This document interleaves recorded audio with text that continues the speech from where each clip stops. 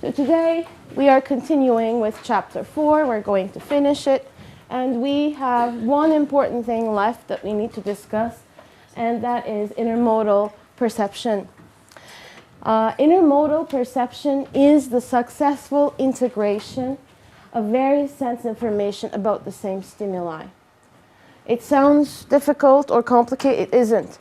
When you're here watching me speak, my movements, my lip movements, are congruent with the sounds that you're hearing. Meaning you're not perceiving me with one sense modality. You're using more than one to actually make sense of this stimuli. And we do that all the time. So one perception modality alone cannot help us or the child to make accurate meaning of the world. We have to combine those, right? And so that is intermodal perception. And there have been efforts to study how infants come to attain intermodal perception, whether they have intermodal perception or not. And you could do this with different pairings of sense modalities. So in this case, for example, they're looking at visual and tactile. And what they did is they gave two groups of 1-month-old infants pacifiers. We know what the pacifier is. It is yes. And one group sucks on a bumpy pacifier, pütürlü, and the other one sucks on a smooth pacifier. And later, the two are put side by side, and infants are asked to, not asked, but they look at what the infant does. And the baby looks at the model that resembles the one that they just mouthed. Meaning, they are integrating the information they gained inside their mouth tactilely and what they are seeing. So this is very interesting. And this, we said, is at 1 month. Another one is between visual and auditory sense modalities. And here you have Tigger and you have Eeyore, right? And Tigger jumps on his tail, like boing, boing, boing. And babies look at Tigger and they look at him even more when his bounces match the beat. Meaning they're actually understanding that Tigger is producing the sound, and they're even sensitive to the rhythm of his bounce and its concordance to what they're hearing, the beat they're hearing. Babies look at the face that mouths the syllable more. So say they're hearing and they're looking at these two faces, and they look at the man who is actually mouthing more. Another experiment of intermodal perception is by Streri and Spelke. At 4 months, babies hold rigid rings with rigid bars, and then they're given the opportunity to look at two arrangements of rings, and the babies look longer at the rings that were different. So the rings with the string. You might be wondering, sometimes they look at the one that they just mouthed, for example, and here they're looking at the one that is different. That is why these kinds of paradigms are not precise. It is not giving us totally the whole picture. It is giving us clues. What we know for sure is they're looking at one more than the other, significantly more. But what that means is for us to interpret. And sometimes from one experiment to the next, sometimes they look at the familiar one, the one that they just mouthed, for example. And sometimes they look at the unfamiliar one. What is important is that they look at it significantly more. But you might have questions as to what it means. It's okay, I have questions too. Everybody has questions, okay? And so what are steps in intermodal perception? At birth, they detect amodal sensory properties, meaning they actually perceive more than one modality. 3 to 4 months old, they prefer matching sights and sounds. 5 to 6 months, reach for an object in the dark, which means what? Coordinating sight and also touch, right? So this is also giving us some clues, also to their memory too. Okay. Is it possible that babies are have intermodal perception capacities even earlier than these ages? They seem to be primed to connect mom's face with mom's voice.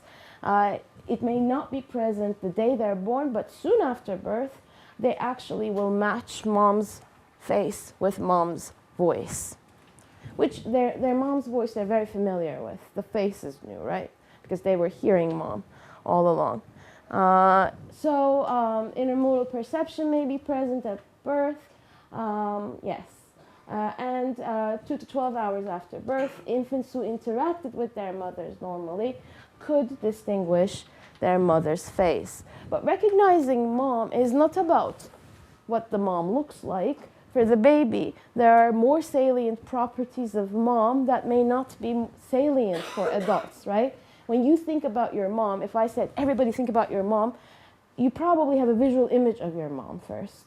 For babies, it may not be a visual image, but it might be voice. It might even be the smell of the mother, the odor, right? Because that is what they are very much exposed to. And we also learn that their visual acuity is not very good at birth either, right? Yes. Right? And even when some of these modalities are masked, they are good at figuring out who mom is. So even if the odor is masked, for example, they can match mom's face with mom's voice. Yes.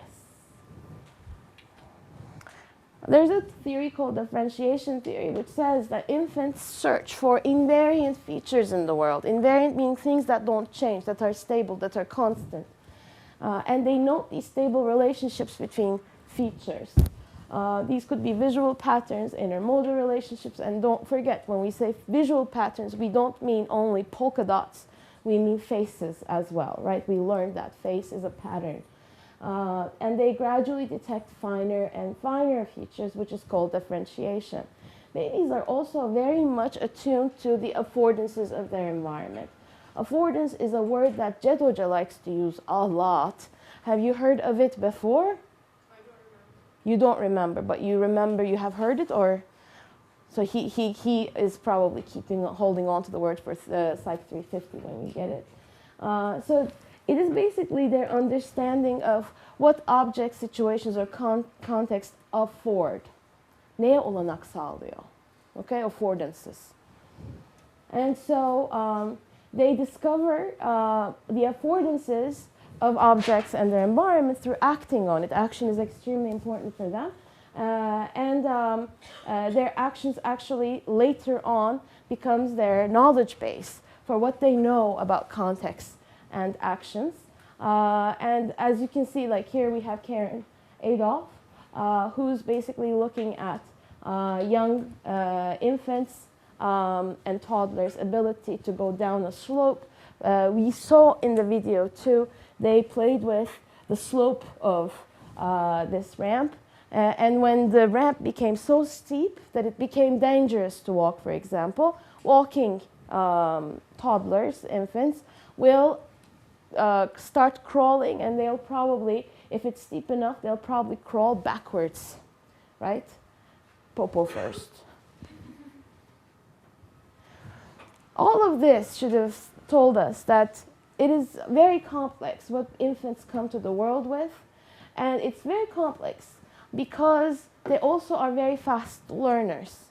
So it is difficult to pinpoint what they had at birth as soon as they were born versus what they gained in just a matter of 1 or 2 days. We saw, contrary to what some of you have reported in your in-class activity, that infants do not come to this world with their perceptual modalities at full functioning speed, that they actually do develop these modalities too. We learned about visual perception, which told us that infants are not good at seeing things when they're first born, but that it might actually help them learn better by restricting what they are attending to, because we know their attention is very fickle. And so having that restricted visual access might actually work in their favor. But we learned that they have very good hearing capacity, that they start hearing even before they're born, and that it's one of those first things, because hearing is going to help them a lot. They will have to learn and master a language. And mastering a language is not only learning words. If you had no knowledge of a language, you will have to first train yourself to make those sounds. Before then, You will have to make sure that you will be able to discriminate between sounds. And so hearing is extremely important for young infants. But I think what is most surprising about the chapter that we saw is that we learned a little bit about motor development, something that we take for granted, something we think that happens to every healthy biologically developing child, that they will be able to reach, they will be able to grasp, they will be able to walk and hold their neck at one point in time, they'll be able to crawl and they'll be able to walk. They will be able to do all of those things, but probably we weren't really thinking about the contribution of the environment. And I'm hoping that this chapter actually gave you that.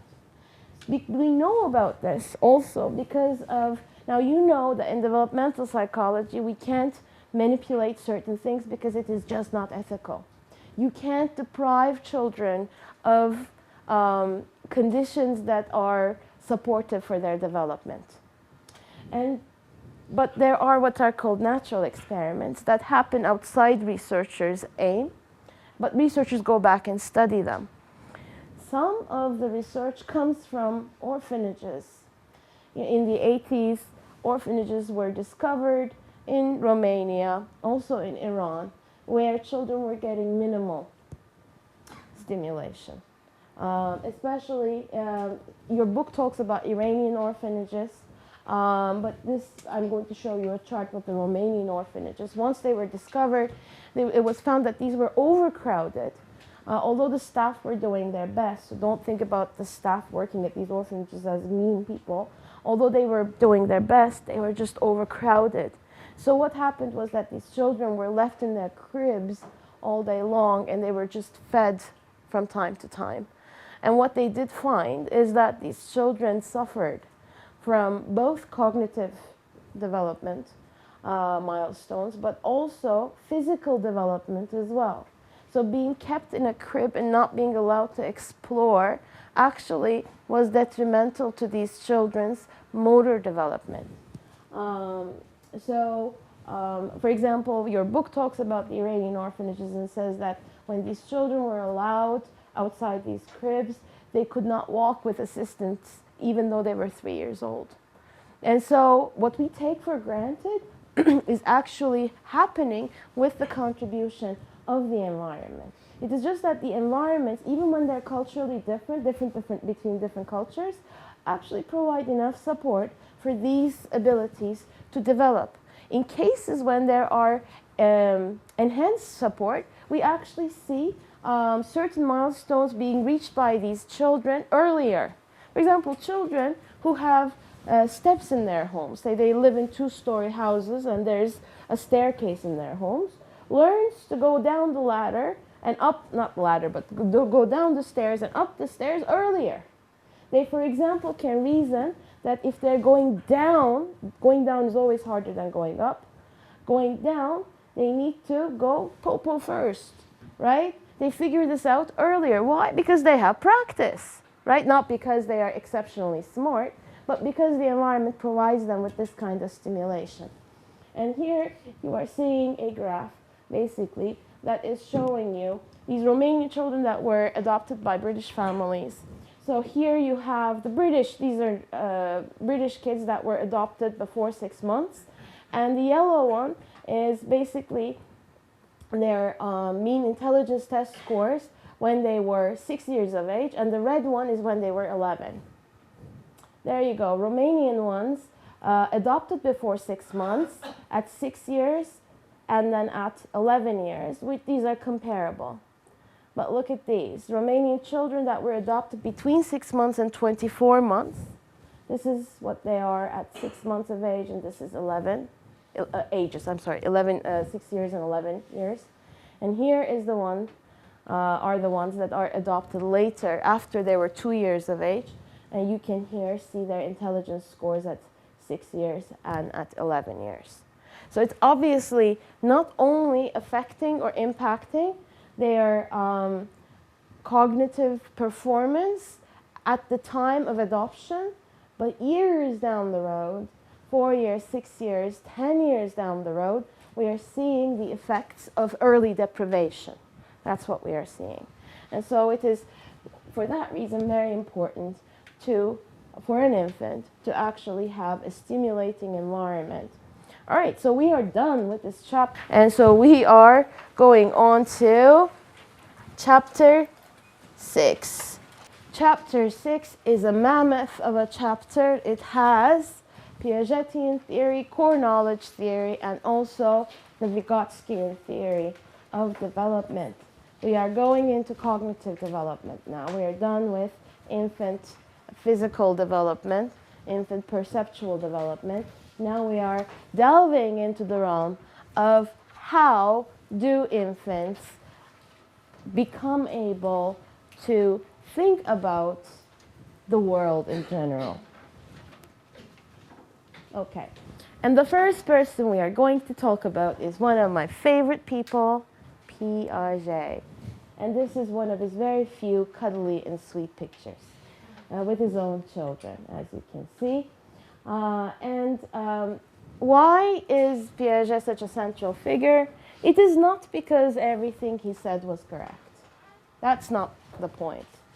He came up with a comprehensive theory that aimed to explain different components of cognitive development in a coherent manner. And there are many things that he was right about. There were things that he was not accurate with. But the idea is that he gave us a framework to start thinking about cognitive development. And much research was actually done to dispute some of his arguments. And that research also contributed to what we know of as cognitive development literature today. So my love of Piaget is not because I think he was right on everything, but it's because he actually started the field with very strong foundations, such that years down the road, 80 years later, 80 years after some of his publications, people are still debating the central core arguments, and they are devising more and more complicated ways and paradigms to assess these claims or to investigate these claims. The big debate, I guess, is whether development happens in a continuous fashion, in a gradual continuous fashion, versus whether there are stages in development. And this debate also brings in issues of nativism versus constructivism. So the question is, what exists in the beginning? What does the child come to this world equipped with? See, for Piaget, and a word to keep in mind is constructivism. For Piaget, children constructed ways of thinking about the world through their experience with their environment. In that sense, for the newborn, up till the newborn becomes a toddler, up till 24 months of age, the main tool they have to think about the environment, to make meaning of relations, is action. Because according to him, infants are not capable of representational thought at that point in time. Representational thought simply, and this is a very simplified way of thinking about it, but it should suffice for your understanding at this point, could be thinking that you can represent an object, an event, a person, a relationship in your mind without needing to engage in action or to look at the thing, right? So every one of you guys, if I said, think of your favorite summer vacation place. Think. Oh. Yes. I don't want to come back. I'm at Cheshire. And so when you think about that place, the sounds of that place, what that place looks like is vivid in your mind. You don't need a picture of it. You don't physically need to be there to actually think about it. You can represent it in your mind. For a child, though, the child's thoughts are tied to the here and now through action and perception. And so his aim is basically to chart how the infant, and for Piaget, what does the infant come with? Reflexes. He gives the infant reflexes and nothing more. With reflexes, we'll build on the cognitive foundation for later complex thought. How does it happen? Right? His job is difficult. It is easier to assume innate knowledge than doing this. I'm not saying that innate knowledge does not exist, but this is a hard course of action that he has taken. So cognitive development research, let's backtrack. What is it? Cognition are the inner processes and products of the mind that lead to knowing. And we want to be able to chart the typical course of cognitive development so we know when a child diverges from this typical path. So we know when a child is delayed, for example. That's why we need to do this. We need to understand individual differences. See, cognitive development is not just one number or one thing. A child might be good at one component of cognitive ability and might not be as good in another. And there might be individual differences. We need to be able to chart this out and uncover mechanisms of cognitive development. How does cognitive development actually happen? And we need to also know this, not because we are scientists who like to live in our offices and think about these things, but also when things go wrong, we need to come up with intervention programs that aims to correct these things, right, or support normal development. In order for us to be able to do that, we need to know how normal development happens so we know how to support it. So in this chapter, we have 3 theories. We're starting with Piaget. So as I said, the word constructivism is extremely important for you to keep in mind. If I did ask you to describe Piaget's theory, that word has to be there, and you need to know what it refers to. I just described it, so I'm not going to go into it again. He has a general theory of development, and in his perspective, all aspects of cognition change in an integrated fashion. And so when the child is in one stage, their thinking in that stage is applied to all different cognitive tasks. That's what a stage is, right? In contrast to this, if somebody held a domain-specific view of development, they will think that the child becomes proficient at different domains at different time points, and at any given time point the child might be an expert in one domain and maybe a poor reasoner at a different domain. Okay, we will discuss all of this, and so according to him, there are 4 universal invariant stages: sensory motor, pre-operational, concrete operational, and formal operational. We will spend the most time over here, and then we will talk briefly about these 2 stages as well. So according to him, children construct knowledge by actively manipulating and exploring the environment. And as I said, through action, children explore the world. They represent things through action, and they represent relationships through action. Children's experience with action gradually will enable them to be able to think in representational ways about relationships and objects. So according to Piaget, children form schemas. Not only children, adults form schemas too. In his point of view, schemas are mental models. They are the building blocks of knowledge. So we all have schemas, so do children. Our schemas can be less action-based, more verbal, more conceptual, whereas the young children's schemas are going to be action schemas. It will become clear, okay? And at one point I will stop and come back to you and ask if it has become clear. So children modify their schemas and understanding of the world through 2 adaptive processes. One is assimilation. It is basically if the child has a schema, right?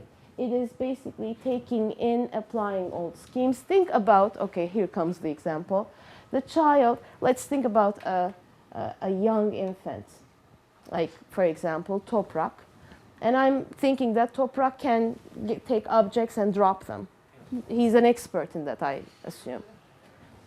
And so he has a schema, right? You can take the object, close your fingers around it, hold it up and let it go, and it will drop. Possibly, he's also expecting an outcome. He's expecting a sound that comes from that object being dropped, right? And he also expects that the object will go down. He would be very surprised if he held an object, let it go, and it just hovered, or it just flew up, right? So he has a schema. This schema, let's say he first discovers this with a ball that he has, or with a toy that he has. Next time his mother puts him in the high chair and is feeding him, she puts the spoon to grab something, and Toprak takes the spoon and drops it. He has never dropped a spoon before. Now that, incorporating the spoon into the schema, will become assimilation. Okay? Accommodation, though, is modifying or changing a schema. See, let's say for all the things that Toprak tried to drop so far were light things, so he could pick them up. What if something is really heavy? Not heavy such that he can't lift it up, but he can't lift it up with one hand. He needs two hands to lift it up. Say it's a heavy book, right? He will need to get both hands under it and then drop it. And so that is going to become accommodation. He will first try with one hand because that's what his schema is, that's what he is used to, understanding that it is not going to result in the action he wants to carry out. He will get the use of his second hand too and drop it that way. What did he do? He revised his schema, this time to include two hands, and that becomes accommodation. And so, according to Piaget, children accommodate usually when they are at a state of disequilibrium. And disequilibrium is Toprak's attempt to lift that book with one hand and not being able to do so, so he will have to use the other, right? When he realizes he's not going to be able to lift it up, that creates a disequilibrium which he needs to solve. And in order to solve that, he accommodates that schema. He revises it. So this is how new knowledge is gained. Yes, Sevgi. Assimilation is you have a template, a schema that works, okay? And it works because the child knows it works because the child has tried the schema with several different objects. But he tries to attempt to carry out the schema with a new object that he's never tried before. The schema doesn't change. He incorporates a new object into it. Think about it this way. Let's say a child is just learning the language of English, okay? And he learns the sentence, "This is a dog." And so his teacher gives him all of these, examples, and he knows to construct the sentence with 30 different object words or agents. This is a dog, this is an octopus, it goes on and on. This is a desk, this is a chair, this is a room. And then he attains a new vocabulary word, okay? A word he didn't know about before. Say, he learned the word for balloon. And now he will put that word into that same schema. This is a balloon. So he hasn't changed anything. The template is still there. It hasn't changed. He's just learned to incorporate a new word into it. Okay? So that's assimilation. Now this I gave with a language as an example just to make it a little bit more accessible and give you a different example. But with young children, when we think about it, we're talking about actions like dropping the ball. Okay? Accommodation. A schema. A schema, okay. A schema is what? It is basically a way of acting on the world. For older people, for children in middle childhood, for adolescents, for us, it could be conceptual too. It doesn't have to be action. It is basically a coherent operation on the world. You may have a schema for adding. Isn't it our expectations from the world? The expectations are incorporated in a schema for sure. But we can't just say these are expectations because there is a process part into it too. I'm talking about adding, for example, it's not just that you expect 4 when you add 2 plus 2. You understand the process of adding 2 plus 2. Yes? Do we know anything how they start to, because assimilation accommodation require previous schemas. They are not explaining how. No, it does. Let's go through, because I didn't start telling you about the substages of the sensory motor period. When we go through that, it is going to become very obvious what he means. He's really, truly takes the infant from reflexit and brings it to representational thought. Okay? We will go through steps of that. Yes? I remember we studied social schemas. Mm-hmm. As I remember, there were some expectations from others and our Of course. like, can the children apply it to, like, the mother has to feed me? Yes. And they might believe that every time I want to smile, get a smile back, I need to smile, right?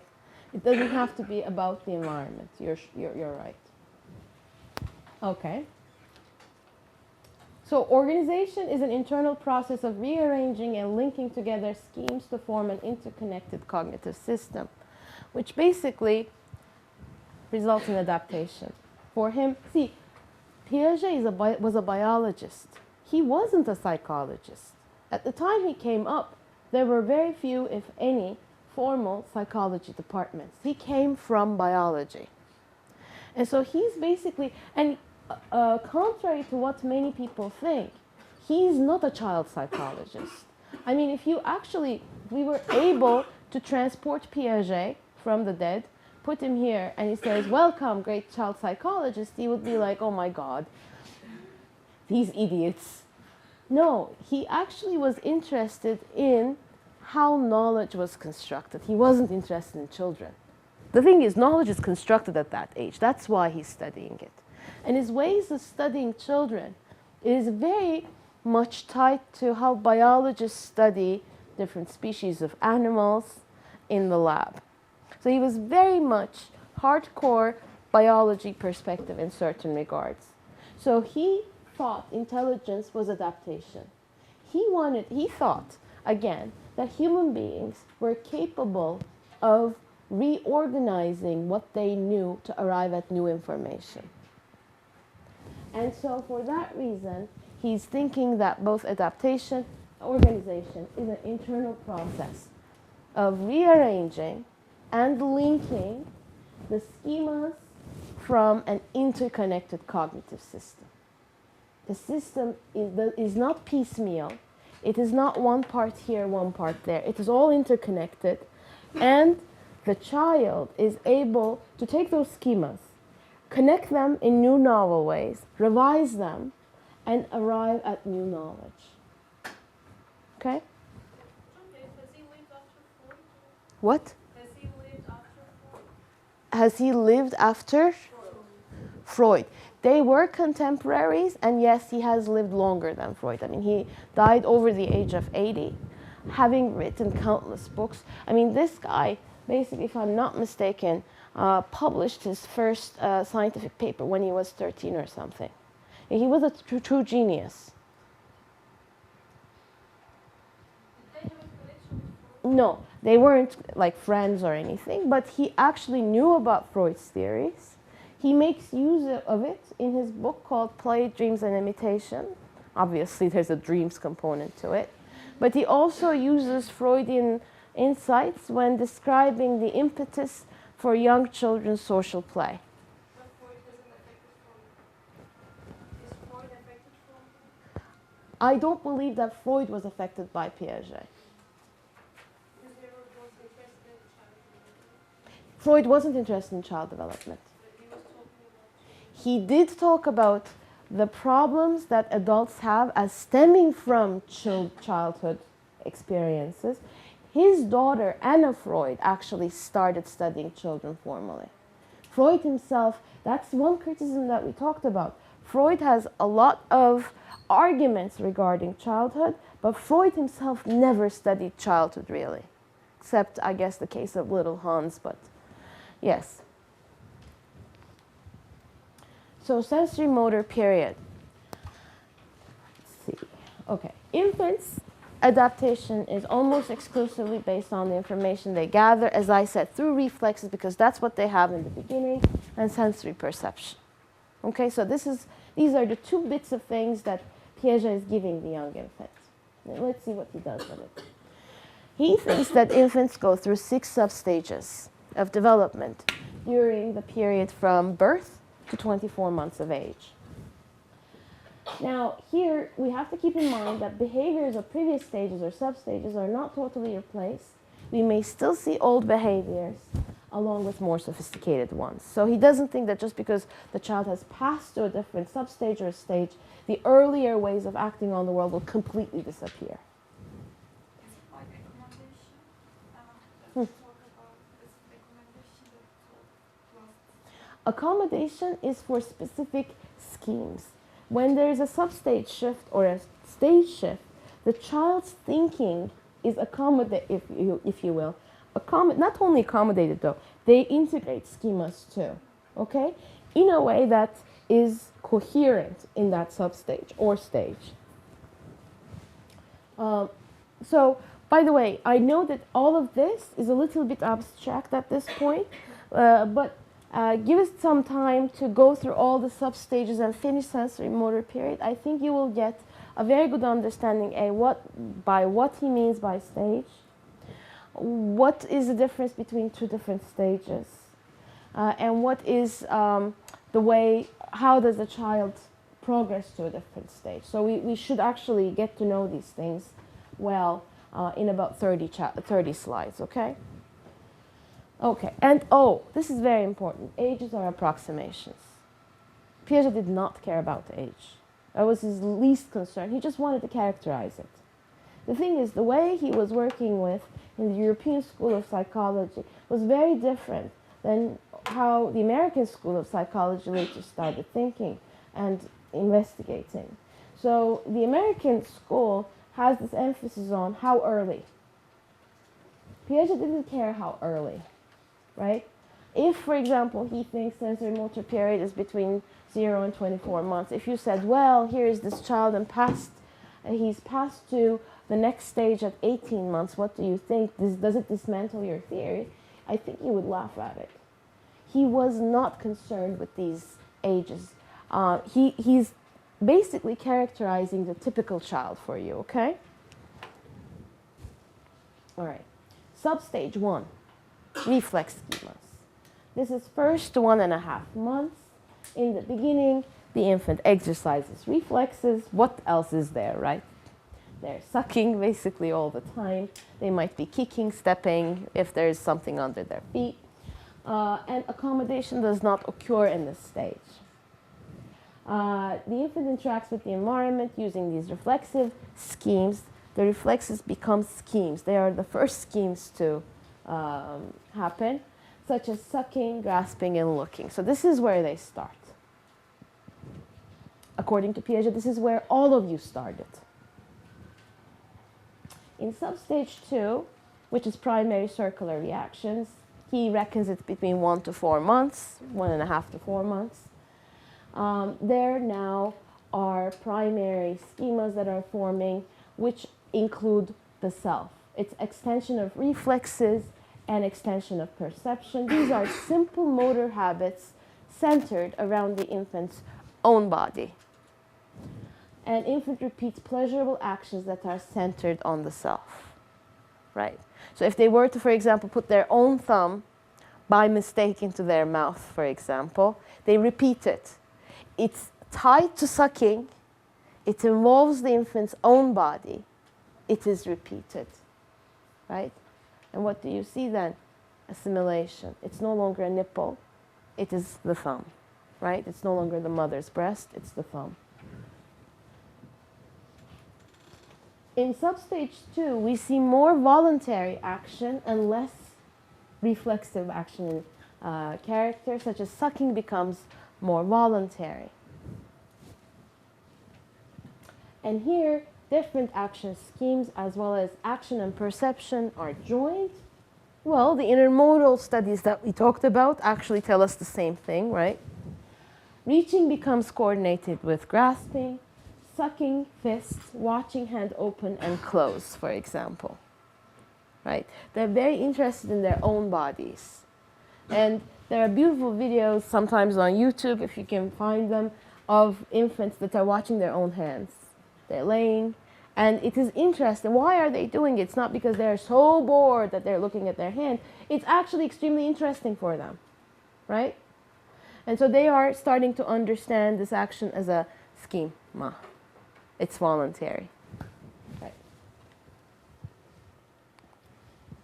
And differentiation also happens, which is action schemes become more fine-tuned and flexible. So the infant understands the differentiation between sucking on nipple and sucking on thumb. They become voluntary and differentiated.